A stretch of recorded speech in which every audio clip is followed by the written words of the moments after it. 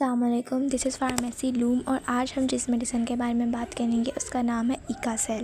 ایکاسیل جو ہے یہ ایک 400 mg گرام کی ٹیبلٹ ہوتی ہے، اور سب سے امپورٹنٹ بات کہ یہ استعمال کن کن چیزوں کے لیے ہوتی ہے۔ تو ایکاسیل جو ہوتی ہے وہ زخم کے لیے استعمال ہوتی ہے۔ اگر جو ہے باڈی میں کہیں بھی زخم ہو جائے اور وہ زخم جو ہے وہ بیکٹیریل انفیکشن کی وجہ سے ہو، یا پھر زخم ہونے کے بعد اس میں بیکٹیریا کا انفیکشن ہو جائے، سوجن ہو، پانی نکلے اور ریڈنس ہو جائے، تو اس چیز کو ختم کرنے کے لیے جو ہے وہ ہم ایکاسیل کا استعمال کرتے ہیں۔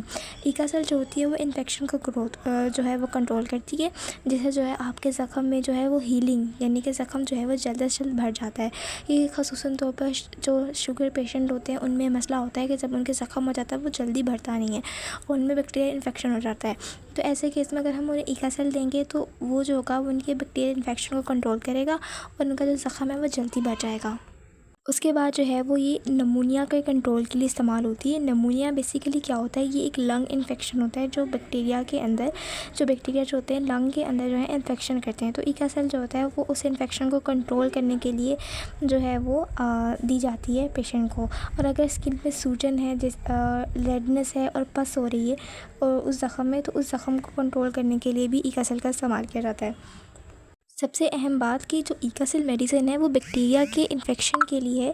یہ کامن کولڈ یعنی کہ جو سردی ہو جاتی ہے یا فلو ہو جاتا ہے اس کے استعمال کے لیے نہیں ہے، یہ بیکٹیریل انفیکشن کے لیے۔ اگر آپ کو کوئی بھی بیکٹیریل انفیکشن ہے تو وہاں پہ اسے آپ یوز کر سکتے ہیں، اور اسے جو ہے وہ خود بخود نہیں لینا چاہیے بلکہ اسے ڈاکٹر کی ہدایت کے مطابق ہی لینا چاہیے، کیونکہ آپ اسے بخار، نزلہ، ان سب کے لیے استعمال نہیں کر سکتے۔